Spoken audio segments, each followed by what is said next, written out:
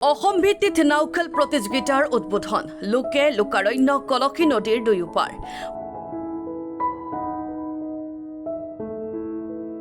পুৰণি লোক সংস্কৃতি তথা অন্যতম জনপ্ৰিয় খেল নাওখেল কামৰূপ জিলাৰ চমৰীয়া সমষ্টিৰ চম্পাপাৰা তামদি কলসী নদীত চম্পাপাৰা তামুলদি কলসী কাক আঞ্চলিক নাওখেল কমিটিৰ উদ্যোগত দুদিনীয়া কাৰ্যসূচীৰে অসম ভিত্তিত আয়োজন কৰিছে নামনি অসমৰ পৰম্পৰাগত অতিকৈ পুৰণি লোক সংস্কৃতি তথা অন্যতম জনপ্ৰিয় খেল নাওখেল প্ৰতিযোগিতাৰ এই নাওখেল প্ৰতিযোগিতাৰ শুভ উদ্বোধন কৰে নিখিল ভাৰত কংগ্ৰেছ কমিটিৰ সদস্য নুৰি খানম মুখ্য অতিথি হিচাপে উপস্থিত থাকে ছয়গাঁও সমষ্টিৰ বিধায়ক ৰেকিবুদ্দিন আহমেদে উদ্বোধনী খেলত 15খনকৈ প্ৰতিযোগী নাৱে অংশগ্ৰহণ লোকে লোকাৰণ্য হৈ পৰা কলসী নদীৰ দুয়োপাৰৰ প্ৰায় লক্ষাধিক ৰাইজক আপ্লুত কৰি সুন্দৰ খেল প্ৰদৰ্শন কৰে বিধায়ক ৰেকিবুদ্দিন আহমেদে নাও খেল প্ৰেমী ৰাজ্যক ধন্যবাদ জনাই উদগনিমূলক বক্তব্য দাঙি ধৰে আঞ্চলিক নাও খেল কমিটিৰ সৌজন্যত আজি থাৰ্ড টাইমৰ কাৰণে এই পবিত্ৰ কলহী নদীত উলহ মালহেৰে আনন্দৰে বিশেষ আকৰ্ষণ পুৰস্কৃত কৰাৰ উদ্দেশ্যে আৰু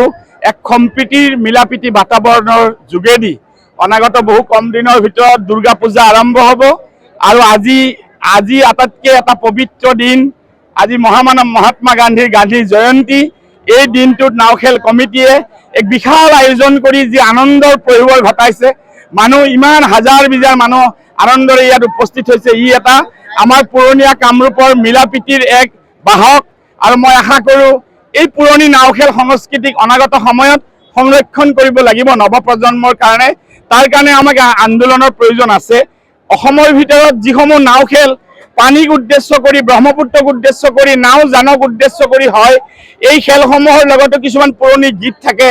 এইসমূহ ৰক্ষণৰ কাৰণেও আমি কাম কৰিব লাগিব আজি আপোনালোকক ধন্যবাদ জনাইছোঁ আৰু এই বৃহত্তৰ নাওখেল উদযাপন কমিটিক ধন্যবাদ জনাইছোঁ অনাগত সময়ত আৰু বেছি যাতে প্ৰতিযোগিতাৰ নাও আগতে যেনেকৈ গাঁৱে গাঁৱে খেলে নাও আছিল আজি এনেকুৱা বহু নাও মই দেখা পাইছোঁ গাঁৱৰ পৰা ওলাই আহিছে আৰু যাতে এই প্ৰতিযোগিতা আৰু বিশাল হৈ পৰে তাৰে আশা কৰিলোঁ আৰু আমাৰ ভাতৃত্ববোধ মিলাপ্ৰীতি যাতে বৃদ্ধি হয় তাৰ আশা কৰিলোঁ ধন্যবাদ বকুৰ পৰা জাকিৰ আলী আহমেদৰ ৰিপৰ্ট এণ্ড 24 আছাম